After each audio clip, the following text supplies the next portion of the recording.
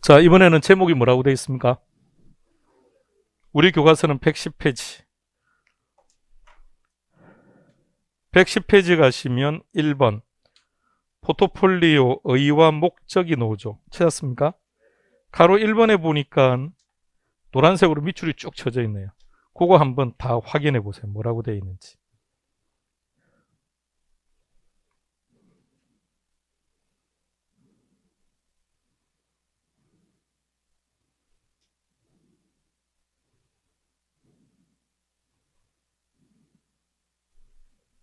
확인했습니까?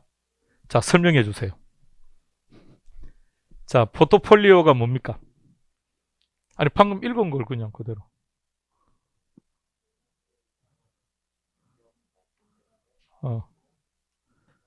자, 또. 오케이. 좋아요. 또. 포트폴리오. 분산해서 투자한다. 포트폴리오의 동의어가 분산 투자예요. 포트폴리오, 분산 투자 같은 말이에요. 자, 칠판 봅니다. 누가 여러분들에게 포트폴리오가 뭐냐고 물으면 이렇게 대답하면 돼요. 이게 포트폴리오입니다. 계란을 한 바구니에 담지 마라. 이게 포트폴리오입니다. 이 말만 기억하고 있습니다. 시험과는 관계없이 시험에 이런 문제가 나올 건 아니니까. 작년에는 이 구글에서 사진을 무료로 쓸 수 있는 것도 있고 일정한 비용을 지불하고 사진을 사용해도 괜찮아요. 그런 그림들을 썼는데 올해부터는 모두 다 제가 직접 찍는 걸로 직접 찍었습니다. 계란을 좀 사진을 보여주면서 계란을 좀 이렇게 담아오면 안 될까요? 이렇게 말을 해서 가져와 찍은 겁니다. 자, 이게 분산 투자예요. 그러니까 분산 투자는 여러 군데 나누어서 이렇게. 막둥이는 남자친구를 동시간대 두 사람, 세 사람 이렇게 사귀어 본 적도 있습니까? 없어? 이거 막둥아, 그럼 너 이거 모르겠는데. 힘들어지겠는데? 양다리 경험 없습니까? 양다리를 경험하신 분들은 분산 투자가 확 따고 올 거예요. 그때 양다리 했던 그게 분산 투자예요. 자, 방금 예를 들었죠. 10년 지나간 20년 동안 특정한 회사에 전속하고 있다가 지금 풀이해서 그냥 나왔다고요. 지금은 여러 회사, 어떤 의미로 본다면 강연 입장에서 그게 분산 투자예요. 한 회사와 충돌, 마찰이 생기면 거기만 그만둬버리면 되니까. 자, 그런 게 분산 투자. 분산 투자 어떤 건지 아시겠습니까? 근데 왜 이렇게 하는 겁니까? 왜 계란을 한 바구니에 담지 않는 거죠? 위험을 분산시키려고. 그럼 위험을 분산시키면 수익은 어떻게 될까요? 수익은 커질까요? 작아질까요? 수익은 변화가 없을까요? 자, 잘 생각해야 돼요. 우리가 지난번에 우리가 투자를 할 때 위험과 수익은 비례한다면서요? 그럼 분산 투자를 통해서 위험을 줄이면 비례니까 수익도 작아져야 될 거 아닙니까? 그럼 투자할 이유가 없죠. 자, 어떤 경우나 투자를 하면 위험과 수익은 동시에 발생하는 거죠. 그럼 여러분들이 투자를 하는 목적은 위험 때문입니까? 수익 때문입니까? 수익을 얻는 게 목적입니까? 위험을 낮추는 게 목적입니까? 수익을 높이는 방법은 잘 모르겠는데 위험을 줄이는 방법은 확실히 알고 있습니다. 투자 안 하면 돼. 그죠? 그러니까 말이 안 되는 거니까. 그럼 다시 분산 투자를 했다. 위험이 작아지더라. 그럼 수익도 준다. 그럼 말이 안 되죠. 그럼 분산 투자를 할 이유가 없는 거니까. 그래서 뭔가 좀 헷갈리기 시작할까요? 그래서 이제 위험이라는 개념이 둘로 나뉘어져요. 체계적 위험이라는 것과 비체계적 위험이라는 것으로 나뉘어지는데 이제 그 내용을 설명하려고 합니다. 자, 가볼까요? 앞서 말했듯이 작년까지는 다른 사람을 했는데 올해는 그냥 제일 저작권 문제 시비 안 당하는 방법은 그냥 직접 하는 게 제일 좋았어요. 지금 고민하는 중입니다. 어디에 투자할까 이렇게. 자, 유형 1과 2를 보세요. 유형 1은 여러 개 우산에 투자합니다. 여러 개 우산, 파란 우산, 노란 우산, 빨간 우산, 검정색 우산 여러 개에 투자합니다. 이 사진도 일요일 날 찍었습니다. 집에서. 재작년까지는 구글에 있는 사진을 가지고 왔는데 해커스는 특히나 그 혹시라도 문제 제기될 수 있는 사진은 쓰지 말라라고 당부를 해요. 그러면 이제 문제가 돼서 이제 그 사진을 올려놓았던 사람이 문제를 제기하면 사용한 저도 문제가 돼요. 근데 회사도 문제가 돼요. 일정한 비용 부담을 해야 되니까 아예 쓰지 말라고 해서 직접 다 찍었습니다. 자, 유형 1은 여러 우산 만드는 회사에 투자했고, 아래쪽은 유형 2는 우산 만드는 기업과 양산 만드는 기업에 투자했대요. 어느 쪽이 분산 투자일까요? 1, 2. 자, 분산 투자는 나눈다는 게 분산 투자가 아니에요. 분산 투자는 위험을 낮추기 위한 투자를 해야 돼요. 자, 유형 1에 투자했다. 어떤 투자죠? 우리는 그것을 몰빵 그래요. 뭘 한다고요? 자, 우리는 앞으로 좀 전문가답게 몰빵. 집중 투자 이렇게. 그러니까 나중에 시장에 나가서 의뢰인들이 몰빵 그러면 아니라고 수정해줘요. 집중 투자. 그럼 여러분들이 이제 고객들에게 집중 투자라고 설명하면 고객이 무슨 말인지 못 알아들어서 컨설팅이 안 돼요. 나갔을 때는 몰빵, 전문가끼리는 집중 투자. 유형 2가 분산 투자예요. 자, 그럼 그림을 보고 설명해 보세요. 왜 유형 2가 분산 투자일까요? 유형 1이 훨씬 많은 기업에 투자한 거 아닙니까? 그죠? 훨씬 많은 기업에 투자한 거죠. 자, 근데 아래쪽 유형 2는 2개 기업에 투자했고, 여기는 지금 4개 기업에 투자한 거 아닙니까? 근데 왜 유형 2를 분산 투자라고 할까요? 비가 오든 안 오든. 그해 여름 장마 기간이 아주 길었습니다. 유형 1은 대박. 그해 여름 장마 기간이 아주 길었다고요. 그러니까 비 오는 기간이 많았다는 거죠. 유형 1의 경우는 대박이죠. 유형 2는 중박. 여기서는 수익이 많을 거지만 여기는 수익이 없겠죠. 중박. 그해 여름 가뭄이 아주 심각했습니다. 유형 1은 쪽박. 2는 느끼시겠습니까? 분산 투자가 어떤 건지. 자, 분산 투자는 수익을 높이자는 게 아니고 위험을 줄여서 수익을 안전하게 가져가자는 거예요. 다시, 분산 투자를 하면 수익이 어떻게 된다? 커진다, 작아진다는 게 아닙니다. 수익은 안전해진다. 위험은 줄인다. 위험을 줄여서 수익을 안정적으로 가고자 하는 게 분산 투자입니다. 그래서 이제 이렇게 투자하기로 결정했습니다. 여유 자금을 가지고 우산 만드는 기업과 양산 만드는 기업에 투자하기로 했는데 유형이 3가지입니다.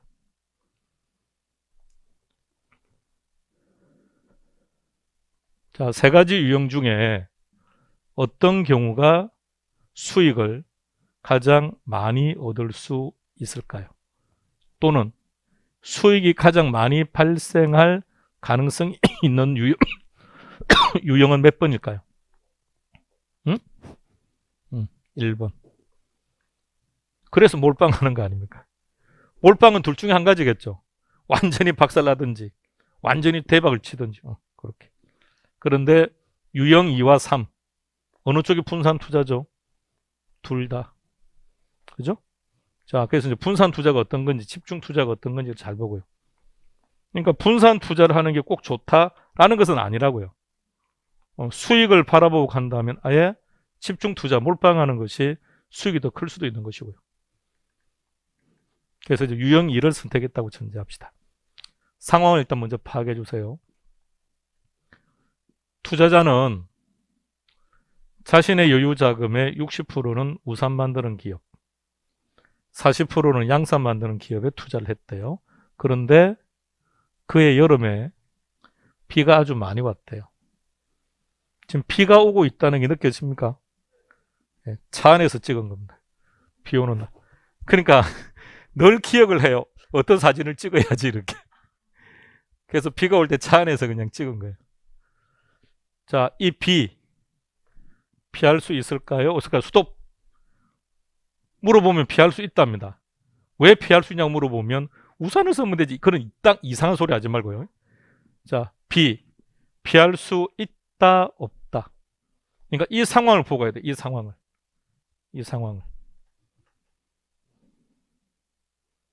피할 수 있다, 없다. 피할 수. 자, 힌트를 드릴게요. 비가 많이 올 때 우산 만드는 기업은 위험입니까? 호재입니까? 그렇죠. 호재죠. 위험이 아니죠. 양산 만드는 기업은요. 위험이죠. 악재죠. 그러면 보세요. 이 투자자는 한쪽 기업으로부터 많은 수익을, 상대적으로 다른 기업은 수익이 없거나 또는 마이너스가 될 수도 있는 거고, 근데 적절하게 지금 분산해서 투자를 한 거 아닙니까? 그러면 저 B라는 위험은 피할 수 있다, 없다? 피할 수 있다. 왜 피할 수 있는 거죠? 저 B라는 위험이 말입니다. 비체계적 위험이라서 그래요. 잠시 후 설명할 겁니다. 자, 요 단어 하나만 딱 봐놓으세요. 제목이 뭐라고요? 피할 수 있는 위험이라는 말입니다. 어떤 위험이라고요? 비체계적 위험은 어떤 위험? 피할 수 있는 위험. 자, 여기서 오해를 하지 마세요. 우산을 써서 비를 피한다든지 비가 올 때 그물 안에 있다는 둥, 그런 얘기를 하고 있는 게 아니에요. 우리는 지금 투자 이야기를 하고 있는 거예요. 자, 이게 분산 투자예요. 분산 투자라는 개념을 빨리 이해해 보세요. 자, 피할 수 있다는 겁니다. 자, 왜 피할 수 있느냐 보세요. 비가 온다는 것은 우산 만드는 기업 입장에서 볼 때는 호재입니다. 양산 만드는 기업 입장에서는 악재가 된다는 거죠. 자, 그럼 보세요. 아까 무슨 위험? 비체계적 위험? 피할 수 있다, 없다? 피할 수 있다. 왜 피할 수 있는지를 그림 보고 설명해 보세요.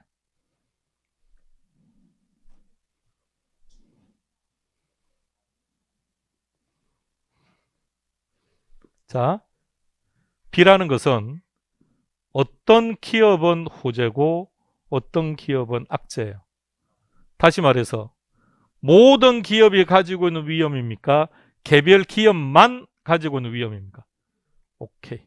개별 기업만 가지고 있는 위험이에요. 이것을 이렇게 불러요. 그래야만 이게 분산 투자가 가능하다는 거예요. 그럼 잘 보세요. 유형 2보다는 1이 더 큰 수익을 얻을 가능성이 크죠. 그죠? 집중 투자니까. 근데 잘 봐요. 그해 여름에 가뭄이 아주 심했대요. 그랬을 때 A 기업이 위험을 피할 수 있습니까? B 기업, C 기업, D 기업. 어느 기업이 위험을 피할 수 있습니까? 어떤 기업도 피할 수 없죠. 그럼 이런 위험은 체계적 위험이라 그래요. 어떤 게 체계적 위험이죠? 모든 기업이 가지고, 그래서 여러분들 뭘 기억해야 되냐? 모든이라는 단어를 딱 기억해요. 이는 어떤 위험? 체계적 위험. 그래서 피할 수 없고, 후자 피할 수 있다. 왜 피할 수 있다? 그렇죠. 개별 기업만이 가지고 있는 위험이기 때문에. 그러니까 이제부터는 분산 투자를 조금 더 정확하게 표현할 수 있어야 됩니다. 이게 비체계적 위험이라고. 자, 이제 포트폴리오가 어떤 건지 머릿속에 딱 입력해 보세요. 그럼 우리가 살면서 현실 세계에서 전형적인 분산 투자는 어떤 거냐? 부동산, 주식, 예금에 나누어서 투자하는 거. 자, OX 결정해 보세요. 여유 자금을 부동산과 주식과 예금에 3분의 1씩 투자하는 것을 말한다. OX. 예, 그림 다시 보고요. 자, 왜 앞서 이런 비율을 보여줬냐면 방금 이 표현은 X. 다시 주식과 예금과 부동산에 3분의 1씩 투자하는 게 분산 투자자 아니죠. 응? 어떤 자세는 90% 투자할 수도 있고 어떤 자세는 5% 이것도 분산 투자고 그냥 나눠서 투자한다. 무조건 나눈다는 게 분산 투자가 아니라 자, 왜 부동산과 주식과 예금에 투자하는 게 분산 투자일까요?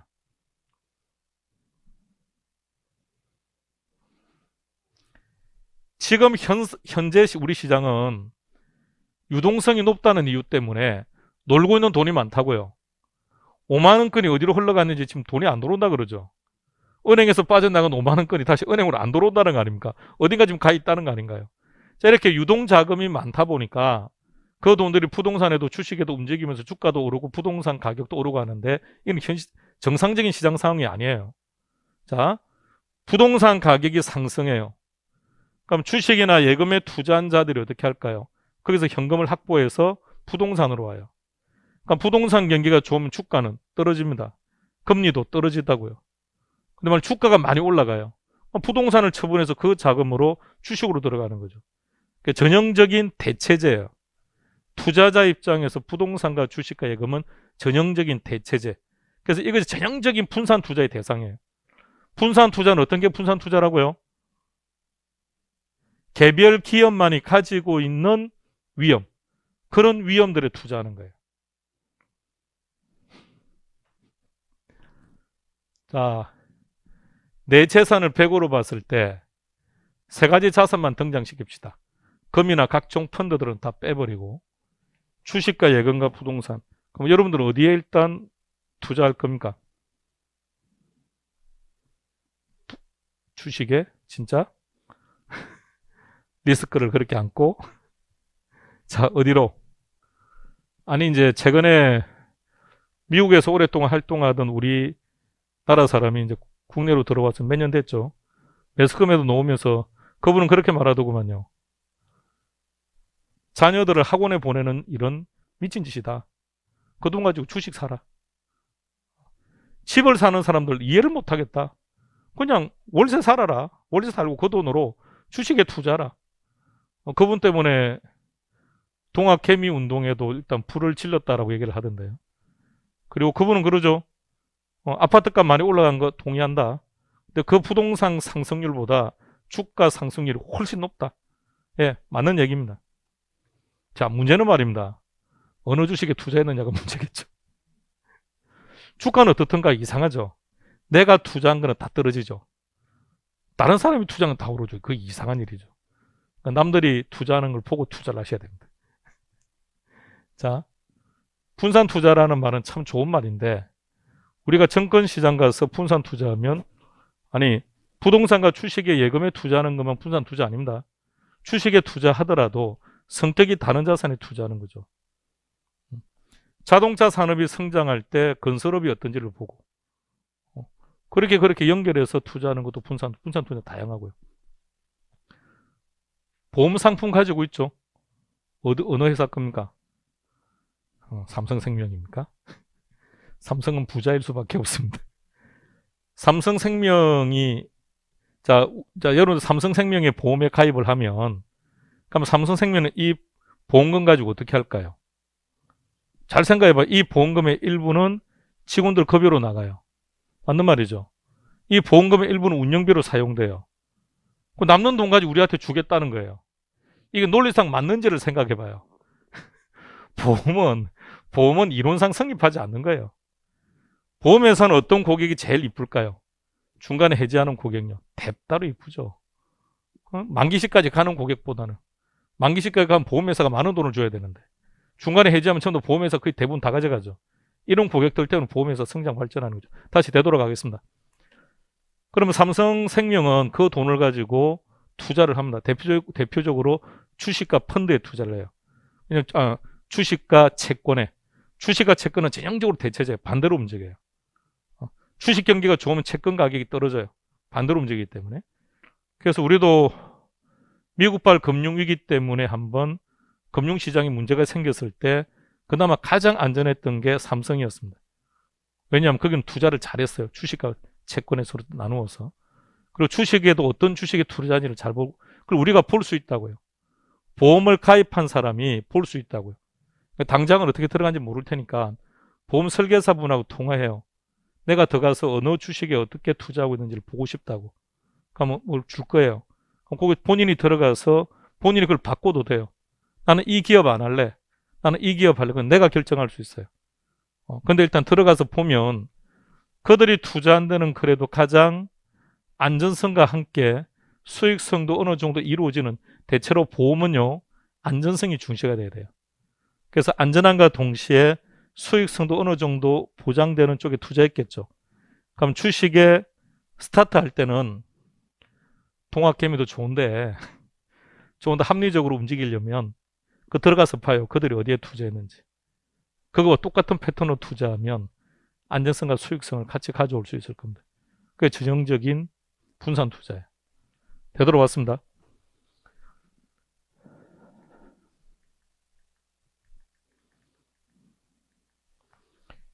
개별 기업만이 가지고 있다는 개념, 모든 기업이 가지고 있다는 개념, 그거 하나 좀 잘 기억하고 이제 들어가 봅니다. 자, 목적입니다. 이제부터는 시험 문제입니다. 읽어볼까요? 시작. 자, 목적을 일단 기억하시고 이 목적을 통해서 우리는 두 가지를 정리할 겁니다. 첫 번째가 위험이라는 개념이 나왔죠. 자, 이 그래프 하나를 머릿속에 한번 그려볼 겁니다. 구성 항목의 수라는 말은 분산 투자 대상 기업 수. 한 개 기업에 투자했다? 두 개 기업, 10개 기업. 그러면 투자한 대상이 많으면 많을수록 포트폴리오 위험은 어떻게 됩니까? 작아지겠죠. 그래서 그래프는 이렇게 그려져요. 동의하시겠죠? 자, 이것을 다시 둘로 나눌게요. 자, 점선을 잘 보세요. 그래서 위쪽과 아래쪽을 나눌게요. 위쪽을 먼저 보세요. 위쪽은 구성 항목 수가 많아질수록 위험이 작아집니까? 변함이 없습니까? 자꾸 봐요. 위험이 어떻게 되는지. 위험이 점점 작아지죠. 그러다가 어떤 특정한 지점에 이르게 되면 위험이 0이 될 수도 있겠네요. 근데 아래쪽을 보세요. 아래쪽은 한 개 기업에 투자를 하든 10개의 기업에 투자하던 위험은 어때요? 전혀 변화가 없죠. 그래서 아래쪽은 무슨 위험? 체계적 위험. 위쪽은 비체계적 위험. 이 둘을 합쳐서 총위험이라 그래요. 자, 먼저 표현부터 좀 기억합시다.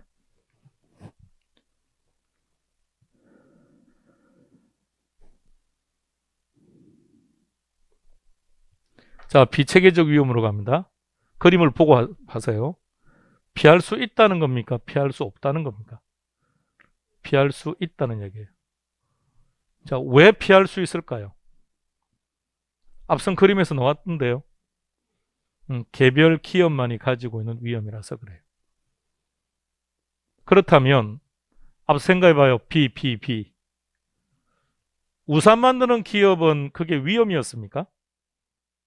비가 많이 온다는 게 아니었습니까? 양산 만드는 기업은 위험이었습니까? 그러니까 그 B라고 하는 위험은 양산 만드는 기업과 우산 만드는 기업을 비교했을 때 상호 관련성이 있는 위험입니까? 관계가 없는 위험입니까? 관계 없는 위험이죠. 한쪽은 위험인데 한쪽은 호재라면서요. 그 상호 관계 없는 위험이라고. 또는 상호 배타적이라는 말을 씁니다. 자, 표현들을 잘 보세요.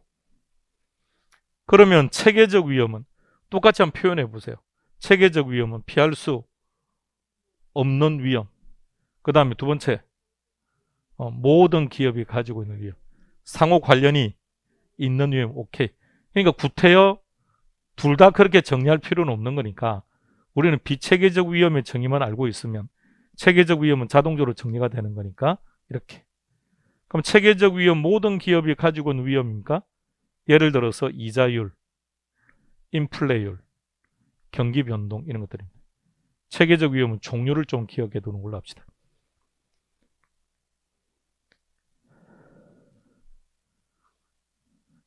유치하게 우리가 그동안 우리 시험에서 그동안 나왔던 포트폴리오 문제의 90%는 이게 다 답이었습니다. 체계적 위험과 비체계적 위험. 우리 교과서 111페이지 보면 이제 그런 내용들이 쭉 나와 있을 겁니다.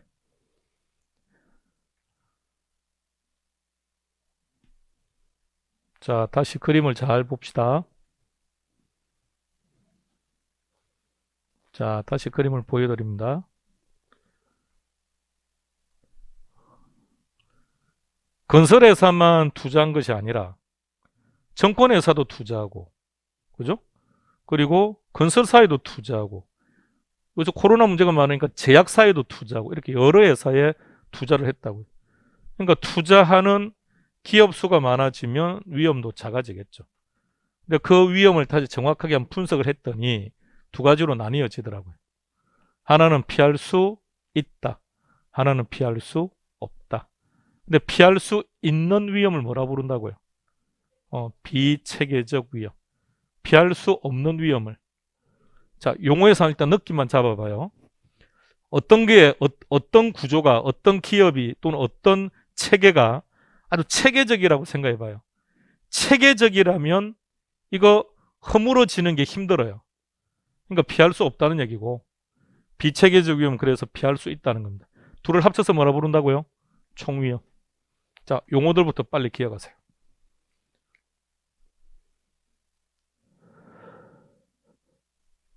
자, 비체계적 위험 정의해 볼까요? 비체계적 위험이란 뭐다? 피할 수, 그것만 아시면 돼요. 근데 왜 피할 수 있다고요? 여기까지만. 여기까지는 시험 문제. 그 다음 세 번째, 네 번째는 그냥 참고로. 만약 그들이 조금 더 문제를 응용해버리면 놓을 수 있으니까 봐둬야 돼요. 반면에 체계적 위험은 그 반대로 표현하면 되는 거니까 그래서 종류를 기억하는 걸로 합시다.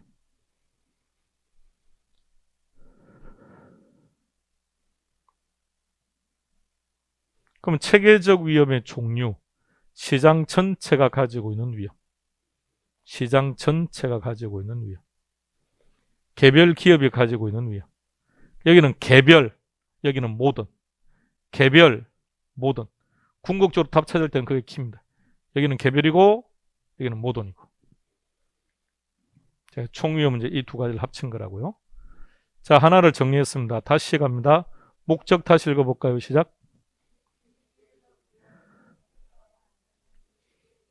그래서 하나는 이제 위험의 개념은 정리했고요. 두 번째는 그 결과 안정된 수익, 높은 수익이 아니라고요. 분산 투자를 했다고 해서 수익이 높아지는 것은 아니라고요. 수익이 어떻게 된다고요? 안정. 자, 이런 걸 한번 생각해 봅시다. 내년에 중개업을 아버님은 월 수익이 안정적이던가요? 아버님께서 중개업 하신대요. 우리 막둥이는. 막둥이는 편하지 않겠습니까? 학교만 하면 되는 거 아닙니까? 야, 막둥이는 여전히 아버님의 자양분을 먹고 자라고 있는 중입니다. 합격만 하면 본인은 걱정할 거 없지 않습니까? 들어갈 때가 있는데 그 수습을 확실히 받은 후에 독립을 하면 되는 거니까. 자, 아버님은 수입이 안정적이던가요? 덜쑥날쑥하던가요? 그렇죠. 덜쑥날쑥하죠. 이 중개업의 단점이죠. 정책이 나올 때마다 이 중개사 시장은 상당히 불안정해져요. 정책이 나오면 어떤 중개사는 완전 대박을 치기도 해요. 상당수의 중개사들은 쪽박입니다. 이유는요. 정책이 나오면 갑자기 시장이 관망세로 돌아서요. 매도자도 팔려고 했던 것을 멈추고 매수자도 팔려고 하는 것을 멈춰버립니다. 살려고 했던 걸 멈춰버린다고. 그러니까 거래가 안 일어나죠. 거래 철벽 이렇게 말하죠. 그러니까 중개사분들은 힘들어지는 거죠. 근데 어떤 시장은 그로 인해서 긍정적 효과를 받는 지역들이 생기기 때문에 그 지역의 중개사들은 완전히 대박이죠. 이런 얘기는 들어봤습니까? 강남을 규제했더니 강남 사모님들이 지방에 쇼핑하러 갔다? 아파트를 쇼핑한다는 거 아닙니까? 싹쓸이 해버린다는 거예요. 그러니까 그 지역의 중개사들은 완전 대박이죠. 한순간. 그러고 난 물건이 아예 없죠. 다 가져가 버렸으니. 아예 보지도 않고 다 계약을 해버린다고 하니. 노무현 정부 때 두 개를 잡기 위해서 실사를 합니다. 그래서 광주라는 경기도 광주 말고요. 전라도 광주에 어느 특정한 아파트를 보니까 매물이 안 나와요. 그래서 조사를 했더니 한 사람이 그 아파트 한 동을 다 가지고 있더래요. 가격 올리는 방법 간단하지 않을까요? 절대 내놓지 않는 거예요. 그 수요는 있는데 아예 이 사람이 공급을 묶어버렸으니까 가격은 어떨까요? 그렇죠. 그러니까 이거는 가격 인위적으로 조작하는 거 아닙니까? 완전 경쟁 시장이 되려면 수요자와 공급자가 다수가 돼야 된다고 했는데 이 공급자는 완전히 독점화돼 버린 거 아닌가요? 그럼 가격은 간단하게 인상시킬 수 있는 거죠. 자, 두 번째는 이제 안정된 수익으로 갑니다. 그러면 안정된 수익을 얻으려면 어떻게 하면 될까? 시작.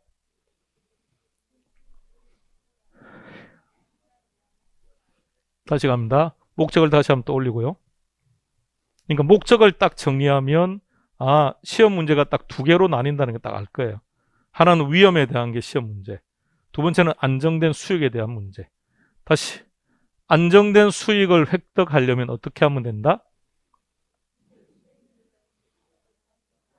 표현을 잘 봐요. 수익이 높다 낮다는 말을 하고 있는 게 아니에요. 분포 양상. 분포 양상. 앞서 예를 들었던 사례를 기억해 봐요. 왜 우산 양산을 아까 왜 보여드린 줄 아십니까? 그것만 여러분들이 알고 있으면 문제 다 풀 수 있으니까. 하나는 우산, 하나는 양산이었죠. 자, 우리가 유형 1을 봐요. 우산 만드는 회사에 집중해서 투자했죠. 분포 양상이 어때요? 수익이 발생할 가능성이 분포 양상이 그죠? 업되든 다운되든 동시에 움직인다는 거 아닙니까? 그죠? A 우산을 만드는 회사의 수익이 높을 때 B 우산을 만드는 회사의 수익도 높아지죠. 다운되면 같이 다운되는 거죠. 이런 것들을 뭐라 부른다고? 집중 투자라 부른다고요. 근데 분산 투자는 어떤 거였습니까? 우산과 양산. 우산 만드는 기업에 호재가 생기면 양산 만드는 기업 입장 그게 악재가 돼버리니까 이렇게 반대로 움직인다는 거죠. 그럼 안정된 수익이라는 것을 어떻게 한다고요? 기대 수익률의 분포 양상이 다른 자산이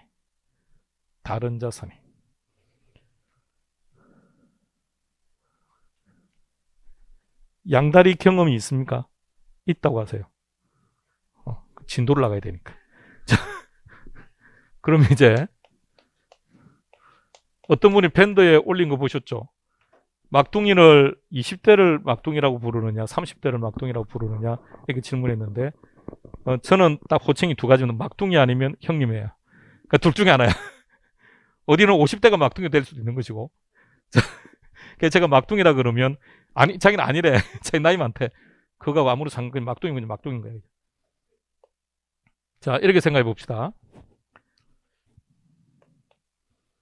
막둥이는 갑돌이와 을돌이 두 명에게 양다리를 지금 거치고 있습니다. 자, 막둥이는 비 오는 날을 좋아한답니다. 근데 을도 비 오는 날을 좋아한대요. 그러니까 비 오는 날 막둥이는 바로 끝납니다. 응? 그럼 어떻게 해요? 맑은 날을 좋아하는 사람. 그럼 막둥이는 비 오면 갑돌이 만나면 되고 맑은 날은 을돌이 만나면 되는데 그럼 흐린 날은 어떻게 할 겁니까? 그러면 정돌이를 또 만나는 거지. 이렇게. 지금 개념 파가세요? 이게 분산 투자라는 얘기예요. 갑은 소주를 좋아합니다. 그럼 을은요? 맥주를 좋아하고 양주를 좋아하고 오케이. 이게 양다리예요. 근데 양다리를 경험했더라도 BBB 소주 그런 분산 투자를 도통 이해하지 못하는 사람이에요. 이런 게 분산 투자예요. 다음 세상에 태어나면 남편 같은 사람은 안 만난다고 하면서 또 남편 같은 사람 또 만나. 왜? 이유는 뭘까요? 자기의 성향이 그런 성향을 가진 사람을 좋아하는 거죠. 자, 다시 보세요. 연결해서 같이 봐봐요. 수익률의 분포 양상이 지금 달라요. 그죠? 소주 회사가 대박 나면 이쪽은 수익이 많이 생기겠죠. 다른 쪽 수익은 적어질 거 아닙니까? 근데 맥주 만드는 회사가 대박이 나면 이쪽은 수익이 커질 거 아닌가요? 갑돌이 기업, 을돌이 기업 이렇게 하면 되니까. 이런 것들이 분포 양상이 다르다는 얘기입니다. 자, 그러면 저 분포 양상. 이 분포 양상을 측정해야 되는데 분포 양상을 측정하는 지표를 상관계수라고 말해요. 세 번 읽겠습니다. 시작.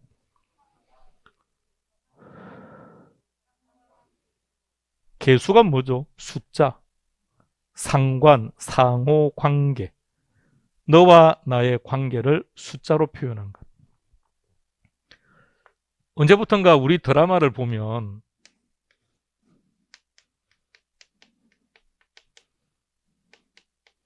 이런 것들을 막 하죠. 친자 확인. 그래서 이제 그 결과가 데이터화돼서 나오죠. 그 밑에 제일 아래 뭐라 막 적혀있다 제일 밑에 숫자가 어떻게 나오던가요? 그래 나오던가요? 99.999 이렇게. 자, 이런 숫자가 나왔습니다. 이건 무슨 뜻일까요? 너 아들이다 이 말입니다. 앞에 마이너스가 붙으면 어떻게 될까요? 어쨌든 둘 중에 하나는 죽었다는 얘기입니다. 저게 상관계수. 저 숫자의 이름을 상관계수라고 해요. 그래서 이 상관계수는 숫자가 이렇게 나와요. 마이너스 1에서부터 플러스 1까지. 마이너스는 작다, 플러스는 크다 이런 뜻이 아닙니다. 마이너스는 다른 방향, 플러스는 같은 방향. 자, 방금 보세요. 여기서는 플러스 값이었죠. 그러니까 친자 확인을 하니까 이거는 당신 아들입니다 라는 뜻이라고요. 왜? 플러스 쪽으로 가고 있으니까. 앞에 마이너스가 붙었다는 얘기는 다르다는 뜻이라고요. 그래서 마이너스 1이 되면 자 올라가요. 우리는 어디에 투자한다고? 다른데. 그러니까 마이너스 1에 가까워지는 게 좋고 마이너스 1이 된다면 비체계적 위험은 0. 잘 봐요. 그림 보여드릴게요. 어디가 마이너스 1일까요? 상관계수가. 여기. 비체계적 위험은 감소하죠. 어느 지점에 이르게 되면 비체계적 위험이 0이 되네요. 그것이 어떤 상태라고요? 상관계수가 마이너스 1이다.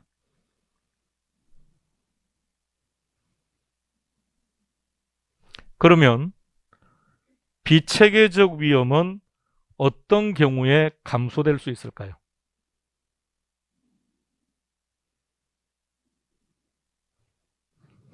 자, 말이 어렵죠? 다시. 상관계수의 값은 어떻게 놓는다? 마이너스 1에서부터 플러스 1까지. 여기서 마이너스 플러스는 방향을 나타내는 거예요. 크다 작다 크기를 말하는 게 아니라 플러스는 어떤 의미? 같은 방향.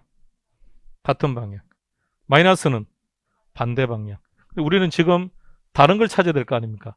그래서 뭐가 좋다는 겁니까? 마이너스 1에 가까워지는 게 좋아요. 자, 이게 시험 문제라고요. 상관계수는 마이너스 1에 가까울수록 효율적이다. 5. 그러다가 마이너스 1이라면 어떻게 된다고요? 비체계적 위험이 0이 될 수도 있다고요. 따라서 상관계수가 플러스 1일 때는 어떻게 될까요? 비체계적 위험은 전혀 제거를 못한다고요. 그래서 결론, 플러스 1만 아니라면 정도의 차이는 있겠지만 비체계적 위험은 감소될 수 있다는 얘기입니다. 마지막 내용 읽어볼까요? 시작. 상관계수가 플러스 1일 경우를 제외하면, 그러니까 마이너스 1일만 아니면 0.9999 이것도 효과가 조금 있죠. 그러다가 마이너스 1이 되면 비체계적 위험은 0이 될 수도 있다는 얘기입니다. 자, 여기까지 놓고 교과서 112페이지 가보세요.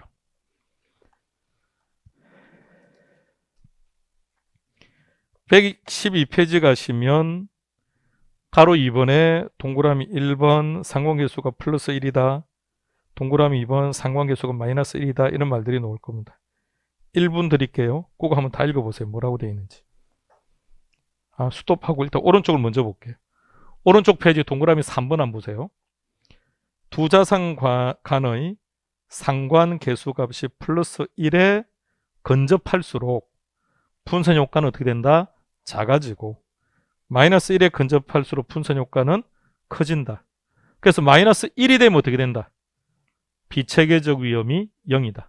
그럼 플러스 1이 되면 비체계적 위험은 오케이. 전혀 제거할 수 없다. 그죠? 플러스 1이 되면 비체계적 위험은 전혀 제거할 수 없다. 따라서 플러스 1만 아니라고 한다면 정도의 차이는 있겠지만 분산 효과는 있다. 자, 상관계수라는 표현을 한 번 더 그림으로 보여드릴게요. 자, 보세요. 재료의 제목이 뭐라고요? 상호관계를 숫자로 표현한 겁니다. 이렇게 만들어지는 거예요. 상관계수의 값은 어떻게 된다고요? 마이너스 1에서부터 플러스 1까지라고요. 그러면 상관계수가 마이너스 1이라는 말은 어떤 뜻일까요? 상호관계가 없다. 자, 다시 방금 여기에 친자 확인을 했을 때 0.999가 나왔다는 얘기는 어떤 의미입니까? 상관계수가 플러스 1이라는 얘기죠. 이건 무슨 말이라고요? 같다는 말이고 앞에 마이너스 붙으면 다르다는 얘기죠. 자, 그러면 이제 우리는 상관계수가 플러스가 좋은 거예요? 마이너스가 좋은 거예요? 저 경우는 저는 플러스가 좋은 거고 분산 투자는 마이너스가 좋은 거고. 오케이. 그러니까 무조건 상관계수는 마이너스가 좋은 게 아니에요. 상황에 따라서는 플러스가 되는 게 좋고 어떨 때는 마이너스가 되는 게 좋고. 발가락이 닮았다라는 것도 있지 않던가요? 발가락이 닮았다. 이건 무슨 말이에요? 상관계수가 플러스 쪽으로 간다는 얘기죠. 자, 다시 옵니다. 그럼 상관계 이제 주식 분산 투자에 국한해서 말하세요. 상관계수가 마이너스 1에 가까워진다는 얘기는 무슨 말이죠? 비체계적 위험을 줄일 수 있다. 플러스 1조로 간다는 얘기는 상관계수가 1에 간다는 얘기는 비체계적 위험을 적게 줄일 수 있다는 거죠. 그러다가 플러스 1이 되면 비체계적 위험은 전혀 제거될 수 없다. 그럼 0이라는 말은 무슨 말일까요? 아무런 관계 없다는 얘기예요. 자, 의미를 보세요. 정의 상관관계입니다. 자, 여기로. 정의 상관관계. 이는 마이너스 음의 상관관계라는 뜻이에요. 정의 상관관계라는 말은 어떻게 투자하고 있다는 거죠? 우산과 양산입니까? 우산입니까? 우산. 그걸 이렇게 표현합시다. 맞나요? 우리는 수익을 이야기하는 거예요. 무엇이 같은 방향? 수익이.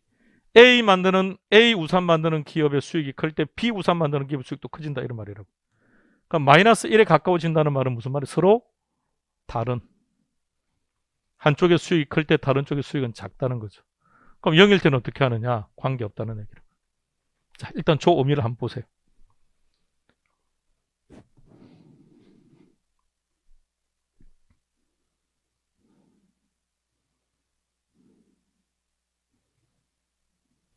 친구 사이에서 상관계수가 플러스 쪽으로 간다는 말은 무슨 뜻일까요?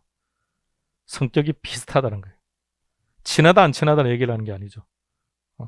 친구 사이에 상관계수가 플러스로 간다는 얘기는 성향이 비슷한 거예요. 비슷한 음식을 좋아하고 비슷한 파트너를 좋아하고 비슷한 성향을 가지고 있다는 거예요. 마이너스 쪽으로 간다는 얘기는 성격이 좀 다르다는 거죠. 한 사람은 외향적이고 한 사람은 내성적이고 막 이렇게. 한 명은 라면을 좋아하고 한 명은 라면에 대체하면 뭐가 있어야 됩니까? 쫄면을 좋아하고 막 이렇게. 자, 그런데 마이너스, 자, 보세요. 그러니까 플러스 1이다라는 말은 이런 뜻이라고요. 그러면 상관계수가 마이너스 1이라는 얘기는 오케이. 어느 정도로? 오케이. 그렇게. 그 비체계적 위험은 어떤 게 좋아요? 우리는 분산 투자니까 마이너스 1에 가까워질수록 좋다는 거죠. 그죠? 마이너스 1에 가까워질수록 좋다. 자, 이게 분산 투자의 목적이죠.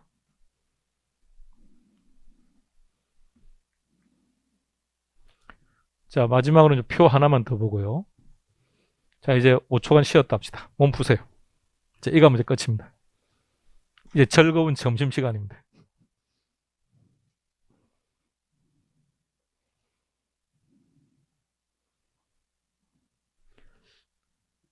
길거리에 혼자 걸어갈 때는 마스크 안 해도 되죠? 아니, 길거리에서 혼자 걸어갈 때. 왜요? 아니, 길거리에 혼자 걸어가는데 뭐. 아무도 없는데. 그렇게 해서 마스크를 하고 가다 갑자기 식당 가면 왜 마스크를 벗나요? 이제는 마스크 하는 게 아주 이제 일상생활화 돼 버렸습니다. 아유, 빨리 벗으면 좋겠는데.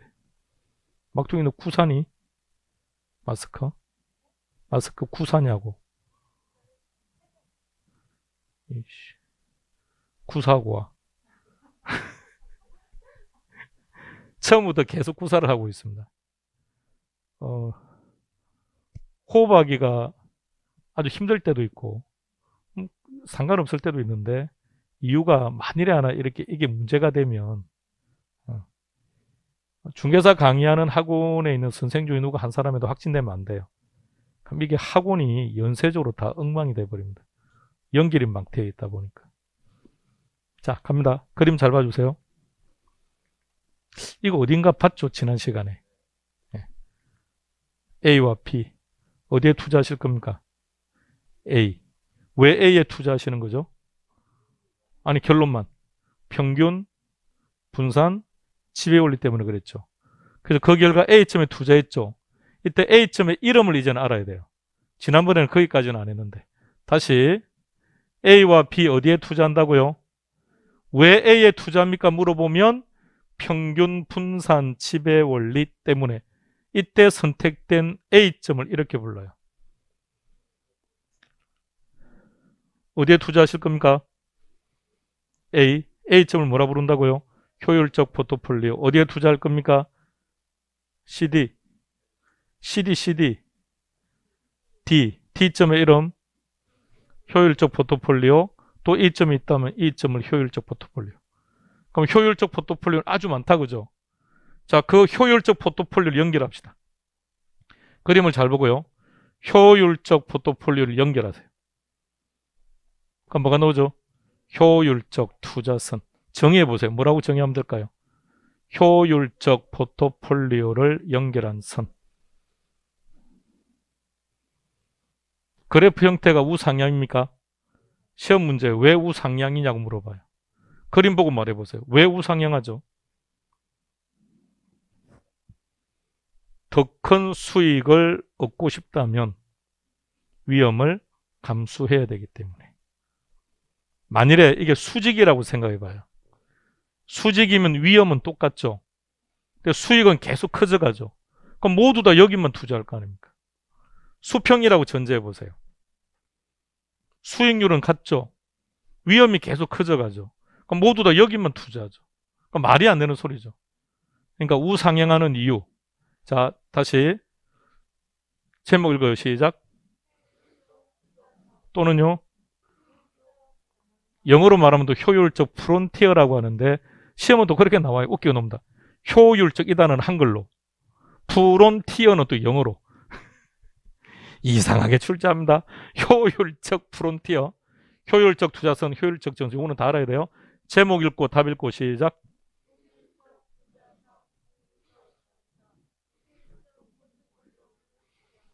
그래프 형태는 어떻게 된다고요? 왜 우상향합니까?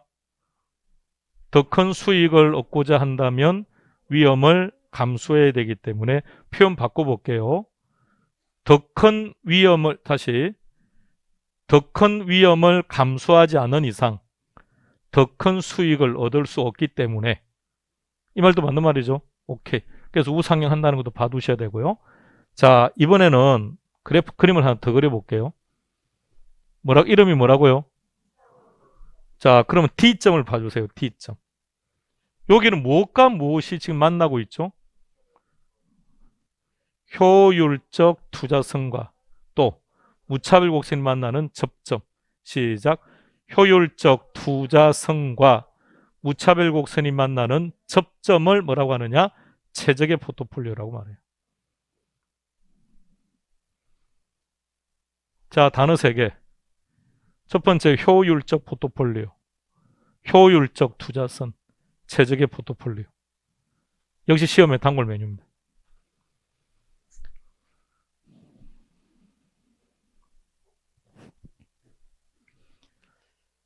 칠판에 메모하는 거하고 이렇게 판스하는 거하고 PPT로 이렇게 프레젠테이션 하는 경우하고 어느 게 여러분들 입장에서는 시각적으로 또는 수험생 입장에 집중력이 좋습니까? 이쪽입니까? 형님은 어떻습니까? 그렇죠. 형님은 판사가 좋죠. 예. 나이가 들었다는 얘기입니다. 막둥이들은 다 이걸 좋아해요. 아, 이걸 몰랐습니다. 이거 몰랐는데 강의를 이렇게 쭉 진행을 하다가 강의를 하는 입장에 당연히 이게 다 좋을 거라고 생각했어요. 왜? 훨씬 많이 정확하게 보여드릴 수 있으니까.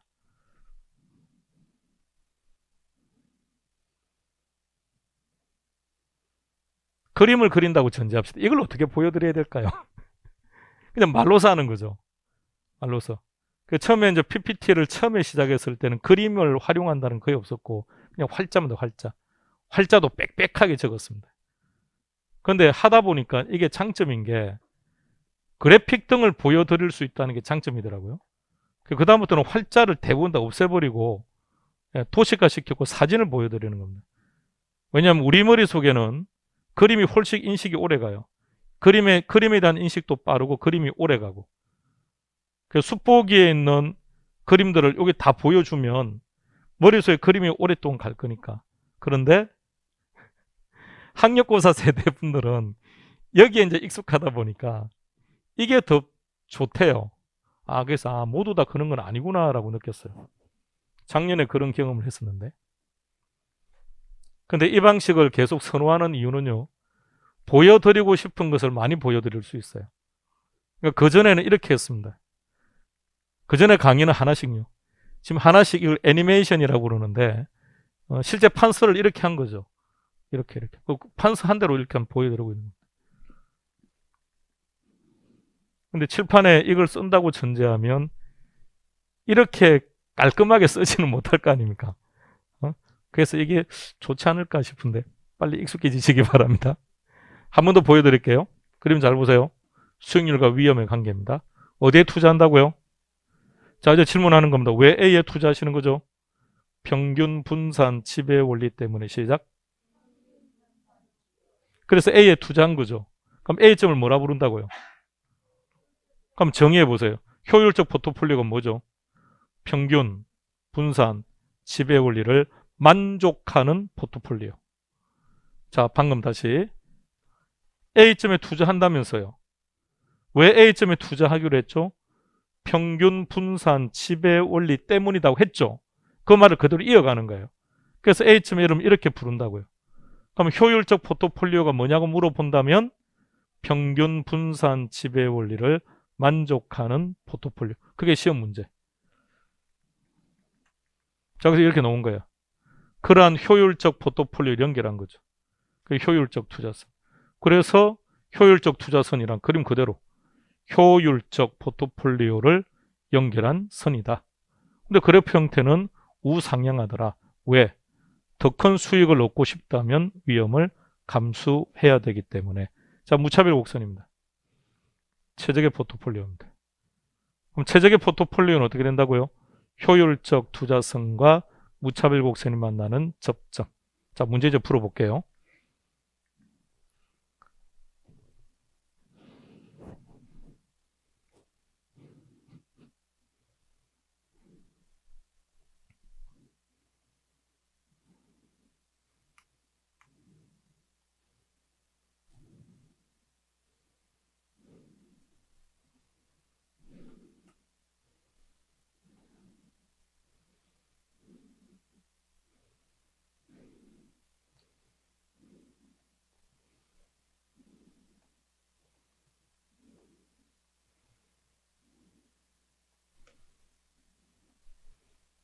자, 하나씩. 1번 인플레이션, 경기 변동 등의 체계적 위험. 여기까지 OX. 여기까지는 O. 체계적 위험 종류는 맞죠? 그리고 체계적 위험은 어떤 경우도 제거 못해요. 지금 우리가 하고 있는 게 분산 투자죠. 포트폴리오죠. 1952년 마코비치라는 경제학자가 발표해요. 그러니까 마코비치라는 학자는 바라본 거예요. 그러니까 52년 이전에는 위험이라는 개념만 존재한 거고 52년 이후로 이제 위험이라는 둘로 나눈 거죠. 마코비치라는 학자는 위험을 자세히 살펴보니까 그 중에서는 피할 수 있는 위험도 있더래요. 그 피할 수 있는 위험 피해가는 게 좋은 거니까 그 피할 수 있는 위험을 뭐라고 명한 거죠? 비체계적 위험이요. 그러면 피할 수 있는 것은 피할 수 없는 것도 있다는 거죠. 그 얘를 뭐라 불렀다고요? 체계적 위험. 이렇게 둘로 나눴다는 거예요. 그 노벨 경제학상을 받아요. 그리고 그 후로 지금까지 체계적 위험을 제거하는 방법을 연구한 학자는 단 한 명도 없습니다. 그러니까 지금 현 시점까지는 체계적 위험은 제거 대상이 아닌 거예요. 또 누군가가 체계적 위험을 제거할 수 있는 방법을 어느 날 누가 발견할 수도 있겠죠. 찾아보세요. 노벨 경제학상을 줄 겁니다. 자, 갑니다. 따라서 어떤 경우에도 체계적 위험은 분산 투자를 통해서 제거할 수 없다. 동그라미 2번의 키는요. 상환계수. 그러니까 동그라미 1번에서 키는 체계적 위험. 동그라미 2번에서 키는 상환계수. 상환계수가 얼마라고요? 1보다 작대요. 1이면 어떻게 된다고요? 상환계수가 1이면 분산효과 없다 그랬죠. 그럼 1이 아니라면 정도의 차이는 있지만 분산 효과가 있다 그랬죠. 그래서 X. 3번 찾으세요. 첫째 줄에서는 키는 뭐죠? 다른 방향. 다른 방향이면 상관계수가 마이너스로 간다는 얘기죠. 한번 보세요. 양이 아니라 음이라고 나와야죠. 그러면 분산 효과가 작아진다가 아니고 커진다가 돼야죠. 4번 저렇게 놓은다고요. 효율적. 그 다음에 또 한글로 놓지 않습니까? 프론티어. 아이씨 그냥 영어로 주든지 그게 낫죠. 프론티어가 한글로 주면 저게 뭔 말인지. 어차피 우리는 수험생인걸. 저걸 다른 말로 바꿔서 효율적 투자선이죠. 시작. 효율적 투자선과 무차별 곡선이 접하는 지점. 접점이죠. 그걸 뭘 한다고요? 최적의 포트폴리오. 정확합니다. 답은 4번 됩니다. 그럼 5번은 어디가 잘못된 겁니까? 그래서 체계적 위험은 안 된다고요. 그러면 올바르게 바꿔봅시다. 편입되는 자산수를 늘리면 어떤 위험이? 비체계적 위험이 줄어들겠죠. 그래서 비체계적 위험이 줄어들면 총위험도 줄어들겠죠. 문제를 다시 한번 쭉 보세요. 이렇게. 그러니까 뭘 지금 물어보는지를 보세요. 세 가지밖에 없죠. 첫 번째 위험, 두 번째 상관계수, 세 번째 방금 그림. 효율적 포트폴리오, 효율적 투자선, 최적의 포트폴리오. 이것밖에 없다고요. 그러니까 물어보는 게 딱 세 가지라고요. 그 세 가지만 딱 정리할 수 있으면 됩니다. 한 문제가 더 있을 것 같습니다. 한 문제 더 풀어봅시다. 30회 문제네요.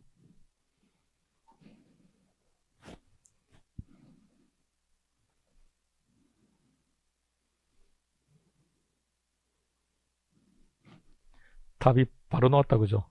재수 몇 번? 1번 어디 가요? 오케이. 이렇게. 자, 잘 보세요. 시험장에서 1번이 저렇게 확실하게 틀렸다라고 확신이 되면 그 다음에 안 읽어 내려가야 돼요. 그러면 이거 10초 만에 답 찾은 거죠. 끝났죠. 그걸 빨리 넘어가 줘야 돼요. 그래야 시간을 절약하죠. 그럼 40문제 중에서 정해진 건 아닌데 오지 선택이죠. 그럼 1번이 정답일 가능성은 8문제, 2번이 정답일 가능성은 8문제. 하나는 4개 놓고 하나는 12개 놓고 이런 일은 없어요. 좀 심해진다고 하더라도 6개, 10개 이 정도밖에 안 되니까 8개 선에서 놓을 거니까 전후로. 그럼 8문제 정도는 1번이 정답이라는 얘기니까 그럼 1번이 정답을 확신만 한다면 나머지는 안 읽어보는 게 훨씬 좋아요. 근데 그러니까 본인이 확신을 못하니까 또 읽어보게 되는 거죠. 그럼 시간이 많이 날아갈 거 아닙니까? 조금 더 이제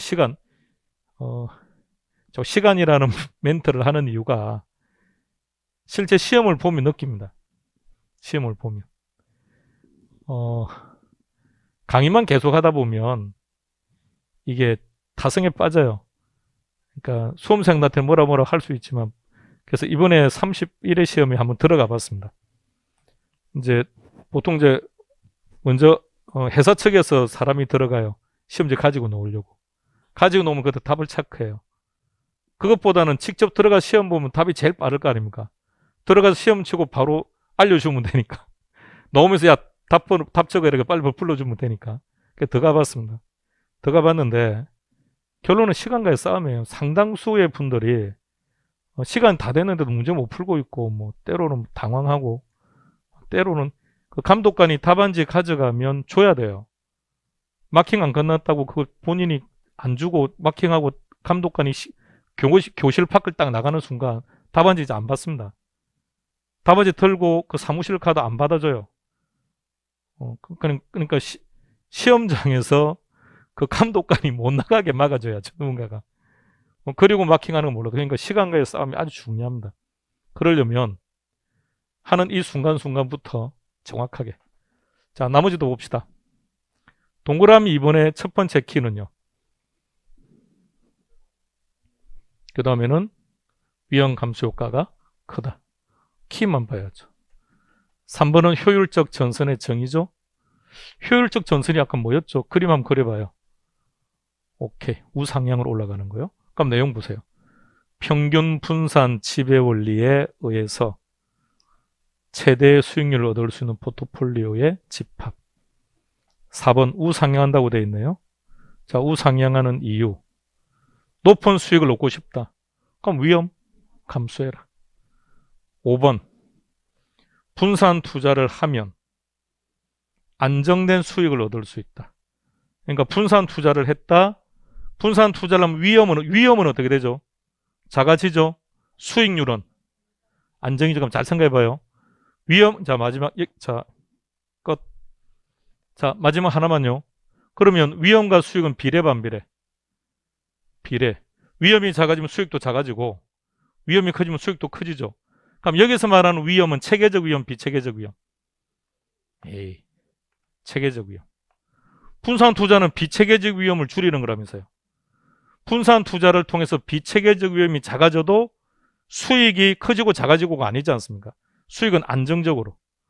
그러니까 수익과 위험이 같이 움직이는 비례관계라면 이때 위험은 어떤 위험? 체계적 위험. 체계적 위험과 수익률이 비례관계. 그러니까 52년 마코이치 이전까지는 그런 사실을 몰랐다고요. 근데 그 후로부터 정확하게. 지금까지 지난 시간에 위험과 수익의 관계를 얘기할 때는 분산 투자를 안 한 상태니까 그 얘기를 안 했고요. 이제는 분산 투자를 한 거니까 그게 시험 문제라고요.